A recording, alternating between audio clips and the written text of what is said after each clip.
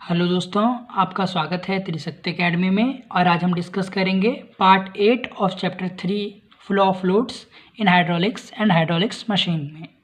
आज हम डिस्कस करेंगे multiple choice questions related to flow of fluids, यानी चैप्टर 3 से रिलेटेड जो MCQs हैं उन पर आज हम डिस्कस करेंगे। तो सबसे पहले जो पहला MCQ है वो हम जानते हैं वो क्या है, the condition for the laminar flow. हमें बताना है कि कंडीशंस क्या होती हैं लैमिनार फ्लो के लिए। Low velocity, high viscosity, small size of pipe, all of the above. तो हमें पता है लैमिनार फ्लो वो फ्लो होता है जिसमें जो फ्लूइड पार्टिकल्स होते हैं वो लेयर्स में फ्लो करते हैं, वो लेयर्स में ऐसे फ्लो करते हैं। देखिए लेयर्स में फ्लो करते हैं। तो अब आपको पता है तो इसका सही आंसर क्या आएगा।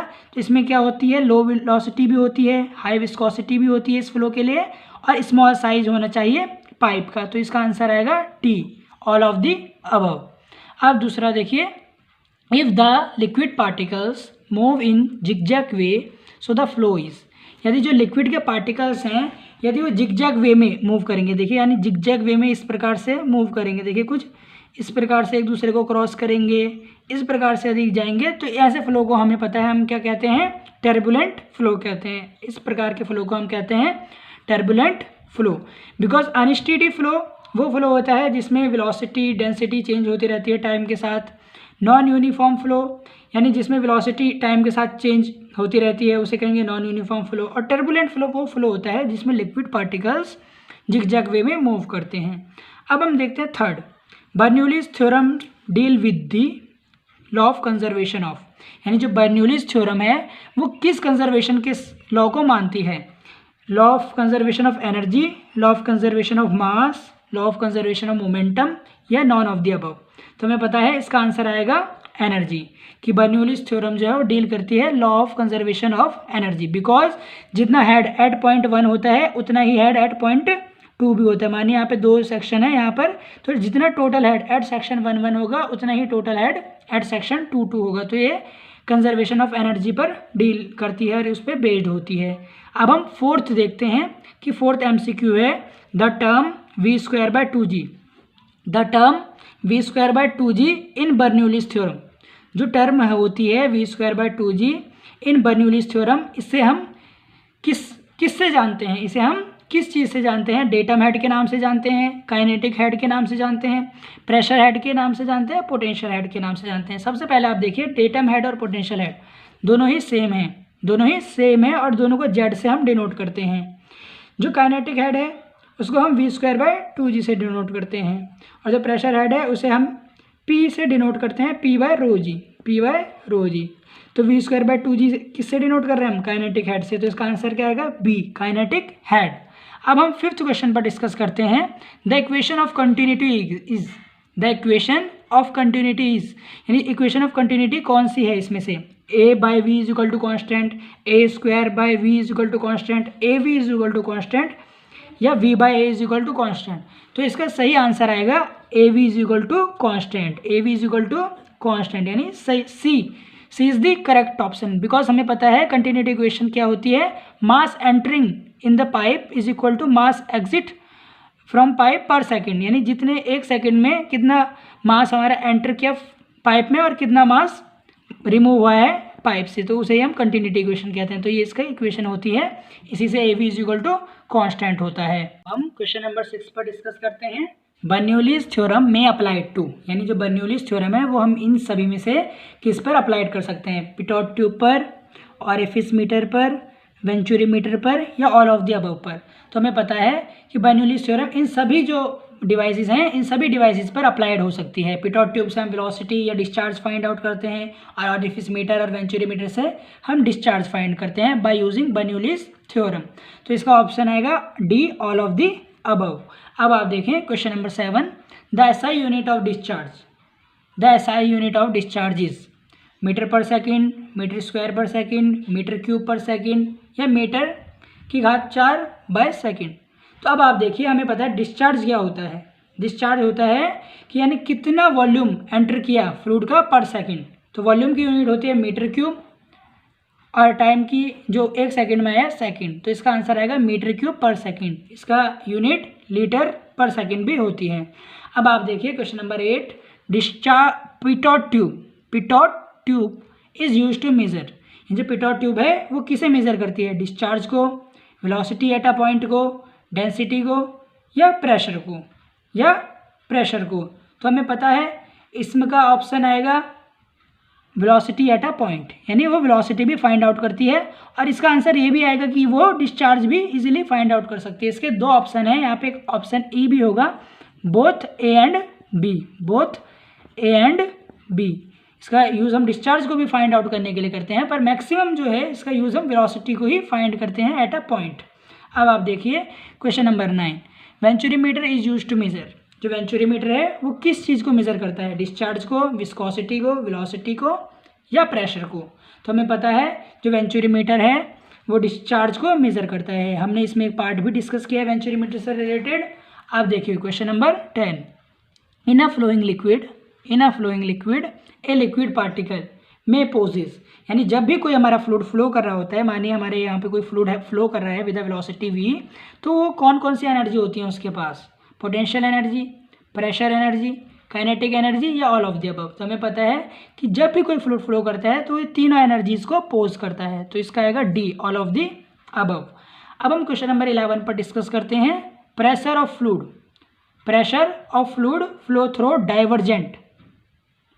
जब प्रेशर किसी भी फ्लूइड का डाइवर्जेंट पोर्शन से फ्लो करता है, तो जो डाइवर्जेंट पोर्शन से फ्लो करता है तो हमारा प्रेशर किस प्रकार होता है? तो इसका ऑप्शन हमारे पास आएगा 1, इंक्रीजेज। बिकॉज अब आप देखिए यहाँ पे ये वेंचुरीमीटर का इस प्रकार से ये थ्रोट है और ये डाइवर्जिंग पार्ट है। तो थ्रोट में आप देखिए कि वेलोसिटी क्या होती है? इंक्रीज होती है, वेलोसिटी इंक्रीज होती है, और प्रेशर कैसे हो जाता है? Decrease.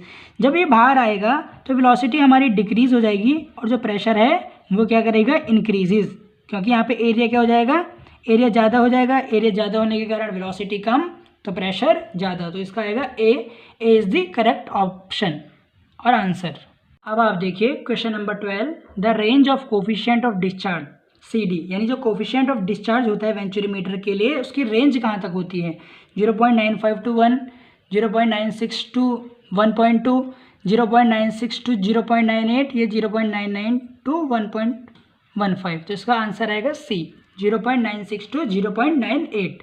Laminar flow is also called, laminar flow को और क्या कहा जाता है? Streamline flow, compressible flow, non compressible flow, या टर्बुलेंट फ्लो। तो हमें पता है लैमिनार फ्लो को कहेंगे हम स्ट्रीमलाइन फ्लो, क्योंकि लैमिनार फ्लो में क्या होती है, जो लिक्विड के जो पार्टिकल्स होते हैं वो लेयर्स में मूव करते हैं, अब क्वेश्चन नंबर 14 पर डिस्कस करते हैं, कंटिन्यूटी इक्वेशन टेल्स और deals with the law of conservation of. ये जो कंटिन्यूटी इक्वेशन है वो किस लॉ ऑफ कंजर्वेशन को मानती है? मास, एनर्जी, मोमेंटम, या नॉन ऑफ द अबव। तो हमें पता है ये मानती है law of conservation of mass, क्योंकि mass entering in the pipe is equal to mass exiting in the pipe per second. तो ये law of conservation of mass को क्या करती है? डील करती है इसके साथ। बर्नौलीज थ्योरम में भी अप्लाइड टू, इसमें से देखिए कौन सी बर्नौलीज थ्योरम जो है इसमें फॉर्मूला है वो सही है।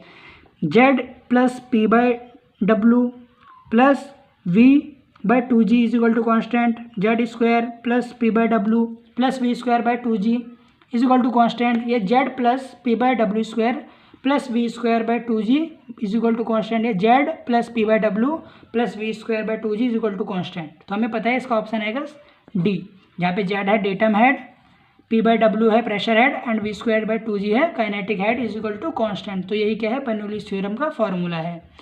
फार्मूला फॉर डिस्चार्ज, यानी जो डिस्चार्ज है उसका फार्मूला क्या है? Q is equal to A V, Q is equal to √2gh, Q is equal to L/T, या D, none of the above. तो हमें पता है Q का फार्मूला होता है A into V, Q is equal to A into V, where A is area and V is the velocity of the flow. तो हमने यहाँ पे 16 क्वेश्चन डिस्कस किया। अब हम क्वेश्चन नंबर 17 पर डिस्कस करते हैं। एप्लीकेशंस ऑफ बर्नौलीज थ्योरम, यानी बर्नौलीज थ्योरम की एप्लीकेशन क्या क्या हैं? ए एयरफॉयल, बी वैक्यूम ब्रेक, सी एटोमाइज़र, या D all of the above. तो हमें पता है हमने एक पार्ट में भी डिस्कस किया है कि एप्लीकेशंस ऑफ बर्नौलीज थ्योरम के बारे में, जहाँ पर क्या होती है एयरफॉयल भी बर्नौलीज थ्योरम की प्रिंसिपल है, वैक्यूम ब्रेक भी बर्नौलीज प्रिंसिपल का क्या है, एप्लीकेशन है, और एटोमाइजर भी बर्नौलीज थ्योरम का प्रिंसिपल है। तो इसका ऑप्शन आएगा D, all of the above. और एप्लीकेशन क्या होती है बर्नौलीज थ्योरम, इसी प्रिंसिपल पर काम करता है कि प्रेशर क्या होता है, यदि इंक्रीज हो गया, यदि प्रेशर इंक्रीज हो गया तो वेलोसिटी डिक्रीज करेगी, और यदि वेलोसिटी इंक्रीज कर गई तो प्रेशर क्या हो जाएगा, डिक्रीज कर देगा।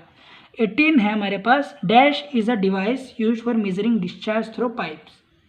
यानी ऐसा क्या है जो डिस्चार्ज को मेज़र कर देता है, जो डिस्चार्ज को मेज़र करेगा।